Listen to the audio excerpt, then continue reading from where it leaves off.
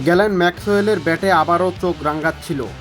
আফগানিস্তান সমর্থকদের কেউ কেউ হয়তো সর্বশেষ ওয়ানডে বিশ্বকাপে ম্যাক্সওয়েলের অমন ইনিংসের কথাই ভাবছিল।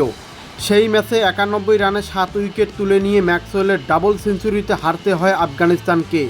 তবে আজ আর তেমনটা হয়নি। ম্যাক্সওয়েলকে 59 রানে থামিয়ে অস্ট্রেলিয়ার বিপক্ষে ঐতিহাসিক জয় তুলে নিয়েছে আফগানিস্তান। সেন্ট ভিনসেন্টে আজ অস্ট্রেলিয়াকে 149 রানের লক্ষ্য দিয়ে 21 রানে হারিয়েছে আফগানরা। অস্ট্রেলিয়ার বিপক্ষে এটি আফগানিস্তানের প্রথম আন্তর্জাতিক ম্যাচ জয়।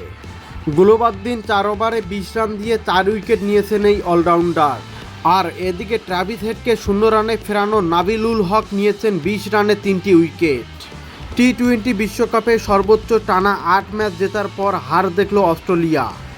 এর আগে দারুণভাবে শুরু করে আফগানিস্তান।